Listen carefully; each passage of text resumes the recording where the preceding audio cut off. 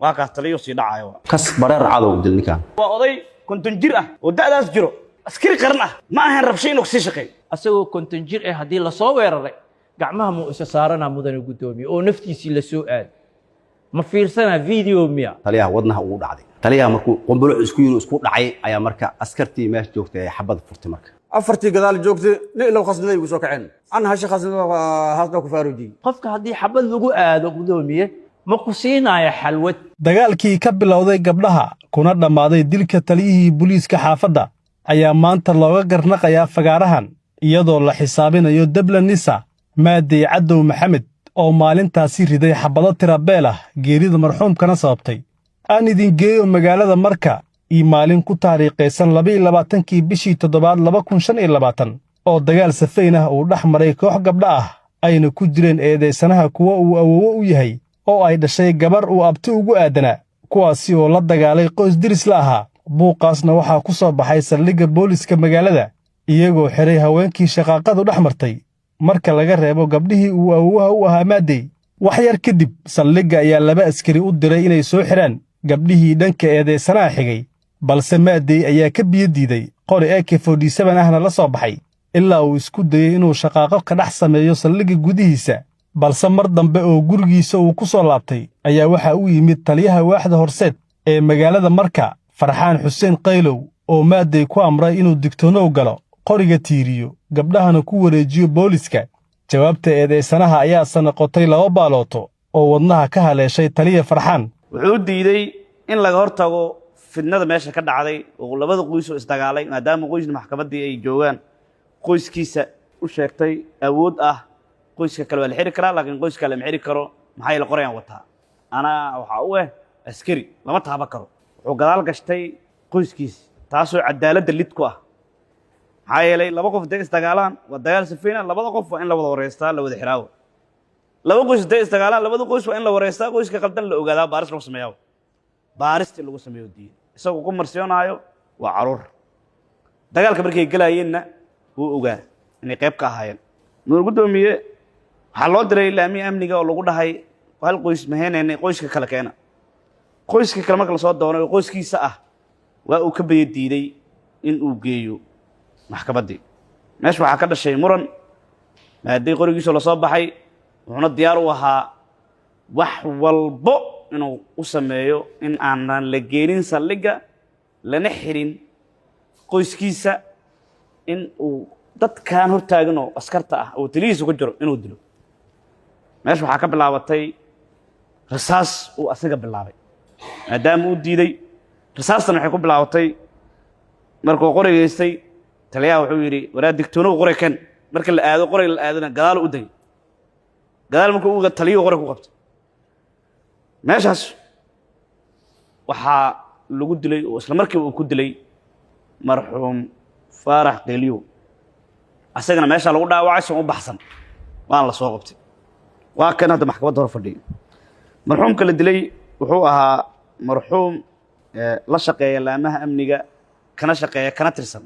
lana shaqeeya maxkamadaha waxaan ognahay maxkamadda hadda hor fadhino markay u baahatay eedeysane waxaa loo diraa taliyaha saldhigga taliyihii loo diray haddii laga hor imaado oo iskahorimaad lagu sameeyo oo la dilo waa arrin mucjiso ah oo aanan la arag yaa dilaayo mid ka mid ah askartiisa yaa dilaayo faarax inaad dishay oo kasu dishaa lagu haystaa eedaas ma gashay mise ma gelin tada ka qabtaa dooda ka qaba doodada cadee faarax inta hadda dadka markaas dhimahayo iyaga 6 qofood ay weerar igu soo qaadeen gurigay ugu yimideen cigaal aniga dhali ay dood inay xoog wadaan ay damceen xabsi ay geeyaan anaga ka diiday iyaga 6 qof ay ahaayeen mid kaliis gaar ah taagnay faarax dhimahayna dhaxas ku jira 4 dibay taagneed ana kaliya goonahay markii ilmaha walaga wadaaliyo ilmaheedii gurigeeda difaacu galay ay weerar igu soo qaadeen xabaday ugu rideen 4 gadaal joogtay aniga hore jiro hal nin oo kaliis goon u taagan ay xabadii bilaawatay faarax nin xabadiis ay ku dhacday oo lahu waba jirto bareer cadaas ku dilay ma la dhihi karo beena laga sheegay 4 gadaal jirto xabaday soo rid an xabada rid hadda ninkay xabadiis ku dhacday cid caday karto ma jirto mana lahu laakiin ana dush laga saaray واحد خير الله أهنا معها لكن دوش اللي صار طلع يصار tolka muxuu kaaga saaraa macna طلق ما دام قرية حبضة كده عادي عادي قلة وايلير لكن أنا حبضة أنا تيد أنا كتال الفرح ما أمسني maxaa isku qabateen مركي هرا waa مركي هرا إلما اسكو قبن هذه جاني سيرة سياسة وكل شيء haye جبر أنا أردلي يجبر كلو إلما ده ريا إصدقالين مركي إصدقالين جبر ديد ويسا وعد أنا قرية جو يسا وعد أبو والد ليتر وأبح وأتجي دبا كويلي مد كلات دقال قشة وأتجي وفيري دبا كويال مد كلو أذكر إيه مد إلما ده رناه وحاري حقي دباك سود دولي أنت ندباك سود دولي ناقة اسكو يمدين وحاري ناقة هاس يجي عليه خير كذا ودق أنا كويدا عيشها واسو كلو وضني مركا قري يمدين ما بلا ليك سوعي وحالير حبسي ماو قبل يدفك جيس كان واو قبرتيد أنا قعنتي كوضا حبسي كوجي ما لو وريتن ولا حري وحالير سقال علم سدح عنقه سقال جره ولو هاستالير كان قبل يلي جرين دقال كيدين عو جرين war ilma sagaa saddex jir dagaal ma geli karaan waxna ma geysan karaan maxaa waay ma ila wala loo baahan yahay ilma mal wadaay waay saddex qor wadata saldhigi ka soo baxday sheekhnaa runja suweeyaha maxkamadan asjow saddex soo baxday guriga lagu yimid aniga gadaashooda say guriga yimideen islaantii yareen ilmaha dhinaca dugsiga aadina leer dugsiga laga soo wada leer ana ka daawimo waxa leer ilmu wadatan gabadh dhibka geysat ana gacanteena u geeyar waan xirteen saddex cunug waxay geysatay male markaas sheekhnaa runja siir ilma mal xiriir rabo waxa la tusaasir dadku weyn oo ma joog ilmahan dhibka ma geysteen amba ma geysan kala gadal tusraba maadaama saasay tahay waajib hadda gabartida ana nigi hadan ilmahan ana nikiinayar iga laabta anaga meeshii nuu joogto mid kale qorbata yimid oo farad ugu saddex joogay mid afraad soo galay mid afraad waxa sir ilma loo baana ninkaan soo loo baahan yahay naftiisa loo baahan ilma loo baana sir marka saasa sir aniga qor ma haysan maadaama naftada loo baahan leeyahay qorgiya soo qaat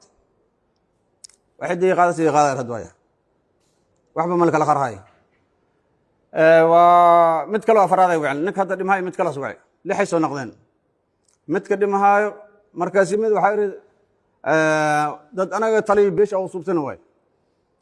taliy mata nimankan iga cilaayr ilma gabadheedu waa gay waa xir hadan ilma li waata ilma ana ballan qaadana keenay iga naqayr ma jirto sir maanta adaa lagu baahan yahay aniga ma dii baahan dinha marka day lix noqdeen cabsa ay ugu dhashay xoogaa waa roor ina rooro dam markii rooro cabaar rooro 20 tila meelad rooro kufur li maqal kufur marka maqla dib oo soo jeesay marka dib oo soo jeesay faarax dhimahay ninka uu yimid kaliis goona soo taagnay faaraxna waa aniga soo rooro soo buri dhax soo istaag afar nin gadaalay safneed marka dib oo soo jeesay markii kaliis joogo faarax uu yimid laba xabad igu soo riday laba xabad markaas igu soo riday mid saddexaas igu soo riday ana laba xabad wax la qiyaasay weel ciyaar leeyahay ama lagu waabsiyo leeyahay mid saddexaas igu soo riday fartay ugu dhacday fareereed lugtay ugu dhacday markaas kii laba xabad ku riday xabadee dhul ma dhac markii aan jilbka liig jabhay ninkii jabin hadda xabsiga meehnas jooga maxkamadaas jooga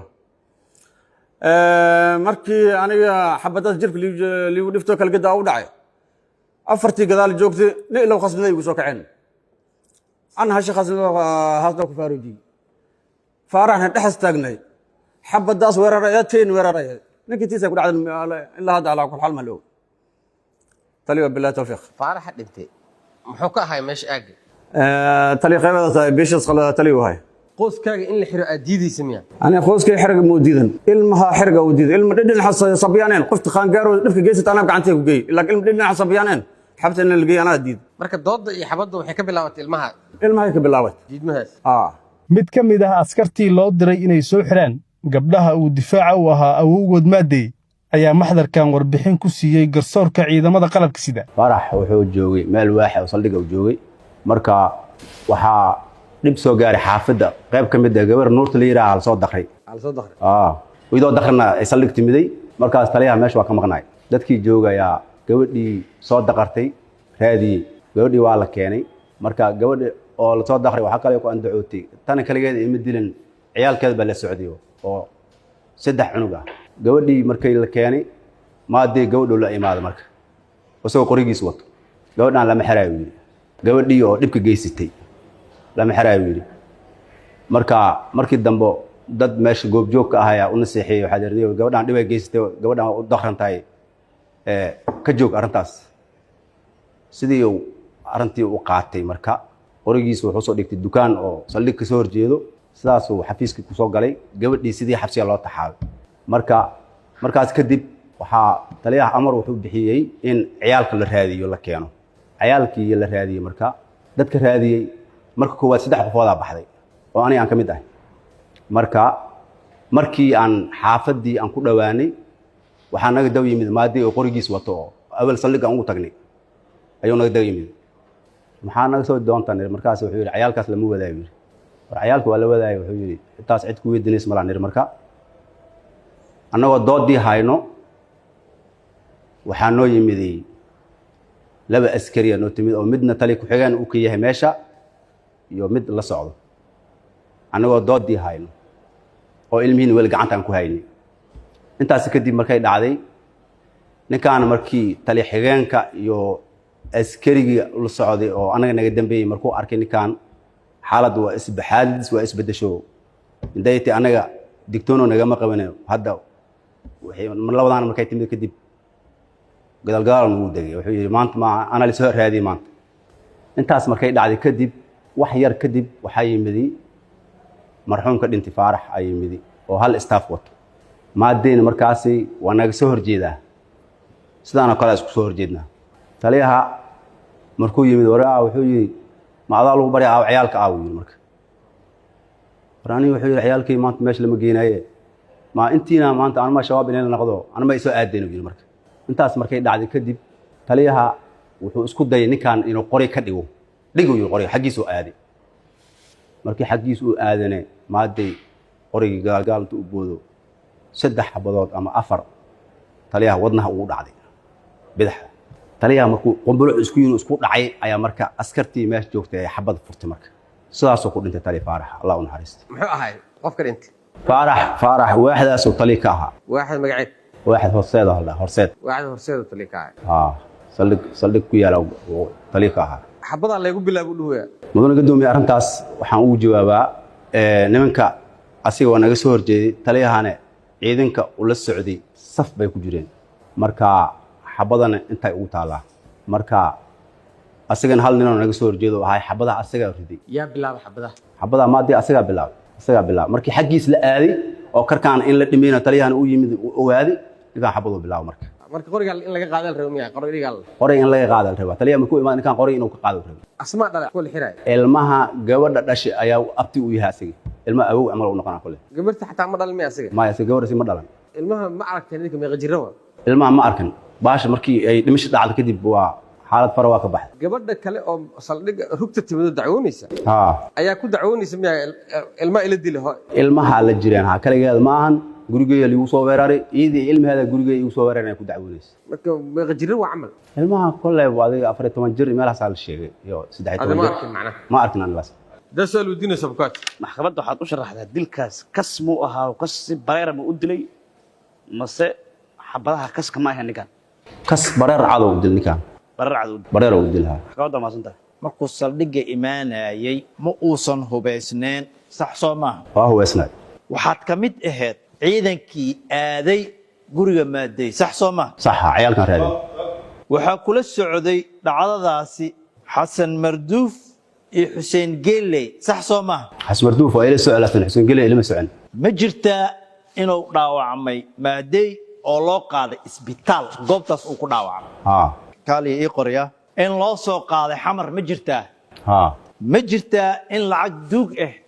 la baxshay waa maqlay eedaysanaha horta number 1 waa askari ka tirsan ciidamada nisa dharkan ciidamada nisa iska malaha wuxuu wataa macmuusi shaati number 1 qorayo ku qaatay ciidankan ayaa u tagay oo booliska ah oo saan u libisan waxay dhaheen ilmihiisa la rabaa qorayo soo qaatay asoo warkii ka diidan waxaa imaaday taliya Faarax oo taliyaha xaafadda horseed ee marka ah iyo staafkiisa taliyaha mar allaala markuu soo dhaqaaqi maagay asigoo laba ar isku haleehay koow inuu yahay askari la soo baray disbiliinka ciidanka iyo kala sareynta ciidanka lambar 2 askari dhibow soo maray number 3 inuu yahay askari uu yaqaano oo isku haleehay una quurin xabadaas dhimicda oo lagu dhimanayo ayuu isku haleyntii darteed uu soo aaday waray adiga askarta warkooda diidna qoray keen waxaa loogu dhuftay wadnaha loogu dhuftay waa kaas taliyo sii dhacayo meeshaan waxaa taagan waa sidoo asigu uu sheegay anaga laakiin waa diidanna maadaama laakiin asigu uu sheegay isku jawaalkan asiga laga sameeyay sheekada Sheekh Nuur markuu dhis meeshaan waxay noqonaysaa askartan waxay la safnaayeen taliyahooda ayagoo taliyahooda la safnaa taliye kasoo dhaxbax asoo soo aaday isku haleyn darteed saasaa loo dilay laakiin markuu asiga sheegay wuxuu ku leeyahay dhinacay ka taagnaa intay ka taagnaa inuu ku leeyahay dhinacyada ka taagnaa saan asal looga sawiray habdhaqan askariyad ma marka isku jawaalkan sharaxay qaabka faldameed hoggaanka baarista dambiyada booliska ee CID baaraheedii kiiskan min bilow iyo maanta oo laga garnaqayo gacanta ku hayay ayaa fadhigan ku sharaxay sida ay wax u dhaceen iyo natiijadu u soo baxday waxa inoo soo baxay inuu dhacay fal dil bareera uu geystay eedeysane maadey cadow maxamed uuna dilay marxuum xuseen faarax xuseen qaylo guriga markii la aaday ciidanka ay aadeen kadib ay dhimashadii dhacday sax wuu ku sheegay in xabado lagu riday ee uu dhaawacmay qoraalka intaad ku jirtay baaristaadii sax gabadhii dhibka geysatay ee la rabay in la xiro isaga inuu gacantiisa ku geeyay saldhigga waa uu ku sheegay intaad wax ka qoraysay sax may ima sheegin gabadhii inuu geeyay kuma sheegin may inta qofood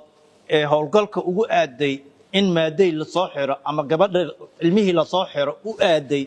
inta qofood ay tahay tiradooda ma ku sheegay eedeysanaha dhaawaca eedeysanaha gaaray iyo dhimashada marxuumka gaaray waa sabab isku xiraysa hashaan dhacda leh Soomaaliya ku-xigeenka xeraalyaha guud ee ciidamada qalabka sida dhamme cabdiyare ayaa maxkamadda ka codsaday in eedeysanaha ay ku xukunto dil toogasho oo qisaasta marxuumka ah mudug gudoomiye garsoorka maxkamadda sharafta leh in taliye wax la dilo waa arin culus oo xaafadeed la dilo waa arin culus taliyaha waajibaadka markii loo magacaabayo waaxdaas la baray waxaa ka mid ahayd inuu ilaaliyo amniga iyo kala dambeynta maamulka askarta hagidda iyo kala darista iyo roondooyinka inuu ka shaqeeyo waa askari waaye dablanisa maaday asigoo askari ah ayaa taliyay waaxid inta u tagay baarka ku dhuftay iyo wadnaha waana arin qatar mudug gudoomiye markaa soo gudubno dablanisa maaday cadow maxamed sida ka muuqato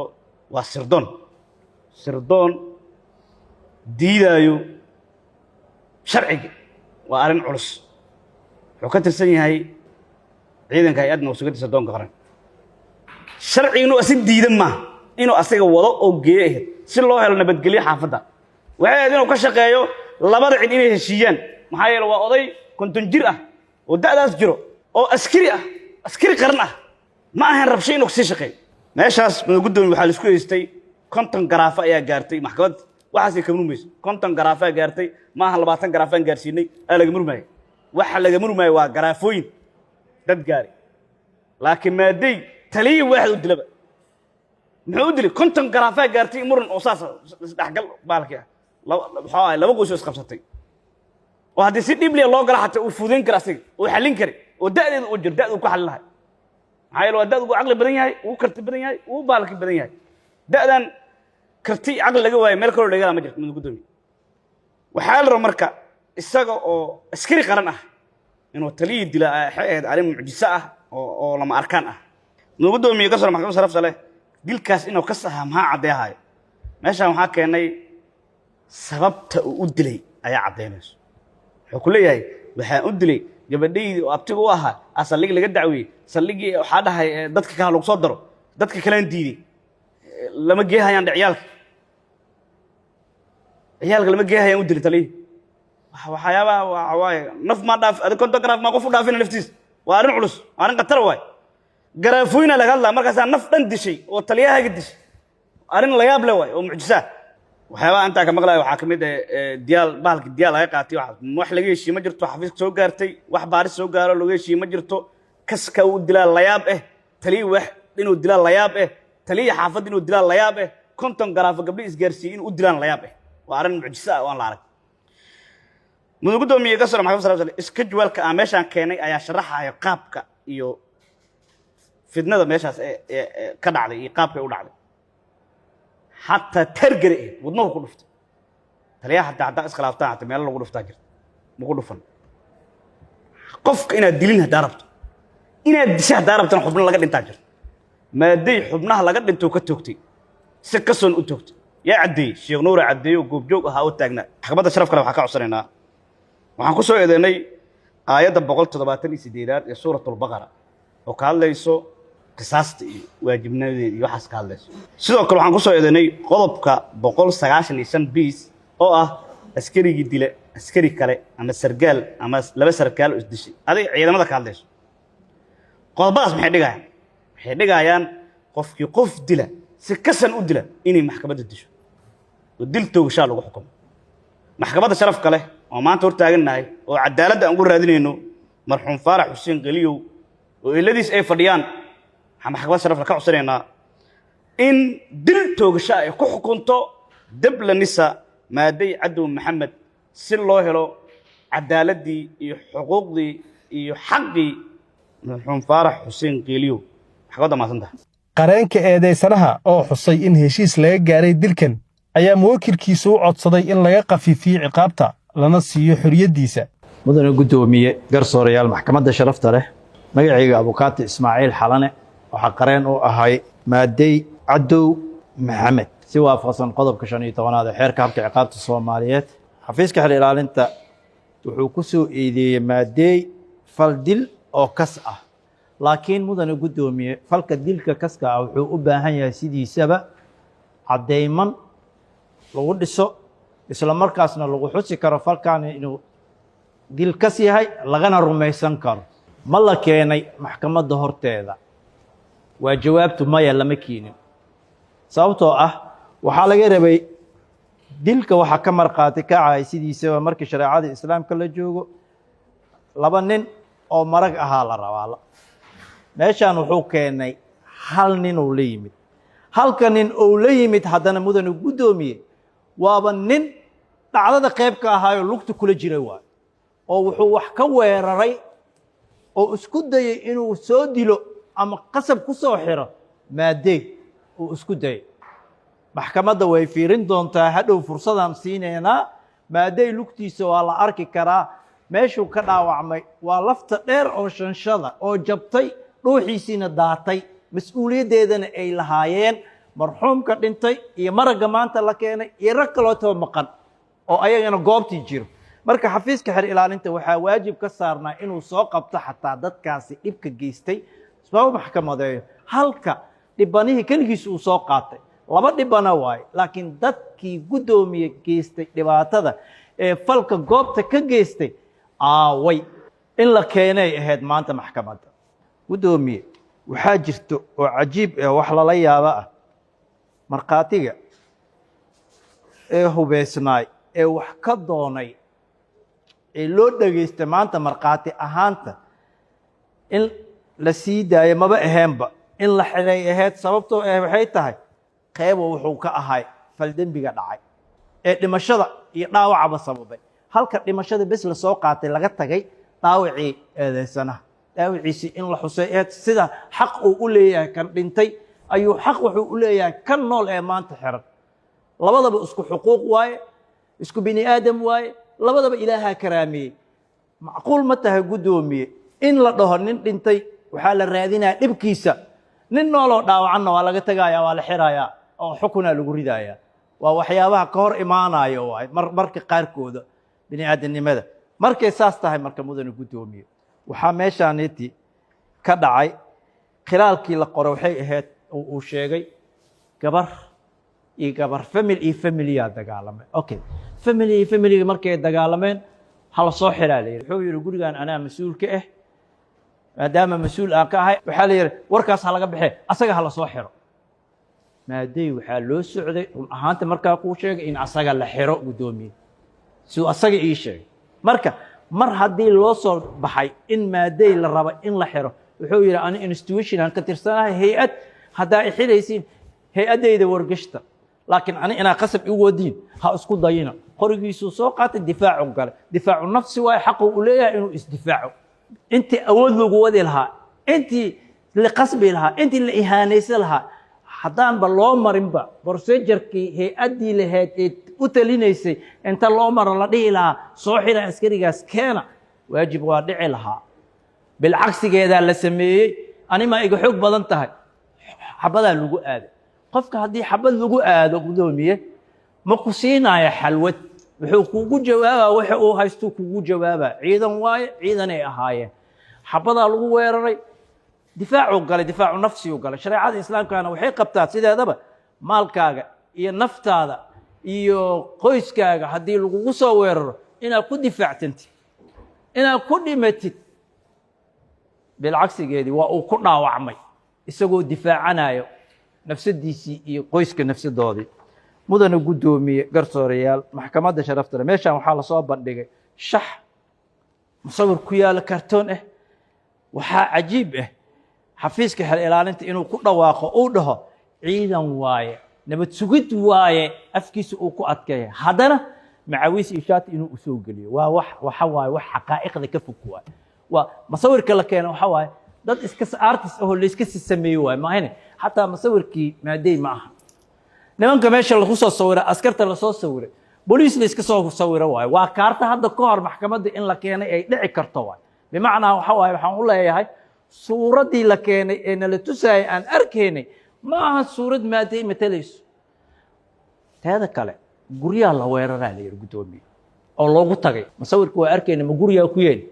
bacaadaa ku yiila meesha iyo duuray aheede meel duur iyo meel bacaadoo masawirka ahaay ma masawirkaasaa marka ahay ma aheen marka waxaa la isqabadsiin karin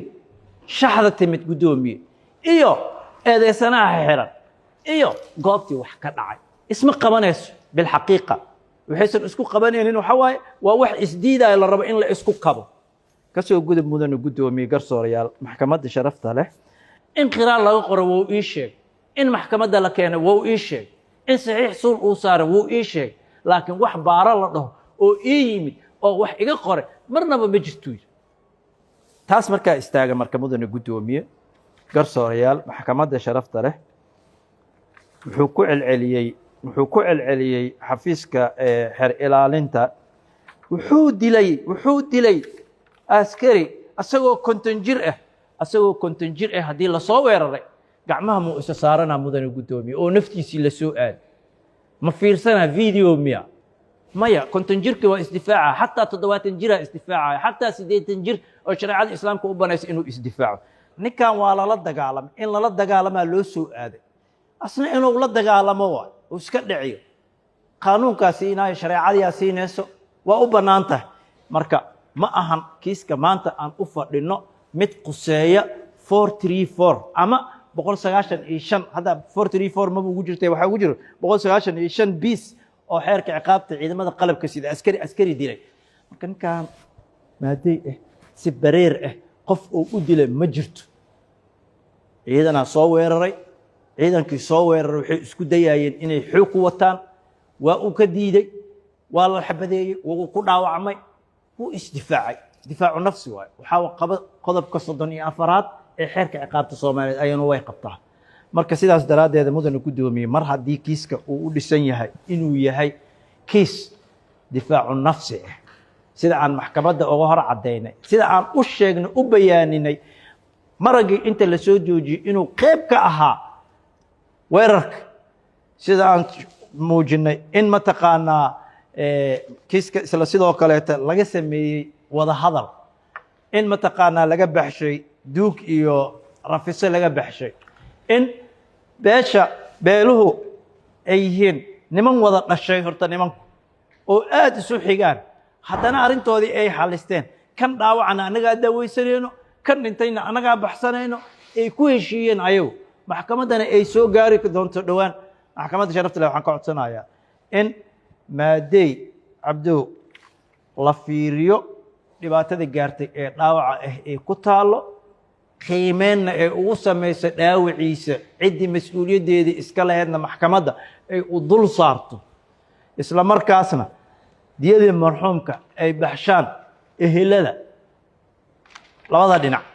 maxkamadda waa mahadsan tahay xorriyaddiisina dib loo siiyo maxkamadda maxaa ka codsee maxkamadda waxaa ka codsaa inay cadaalad ii fidiso xorriyaddayda alla ii siiso ninkii dulman ayay qabato ugu dambeyn fadhigan waxaa soo xiray gaashaanla sare xasan cali nuur shuute gudoomiyaha maxkamadda darajada koowaad ee ciidamada qalabka sida cabdiraxmaan gacan warbaahinta qaranka muqdisho.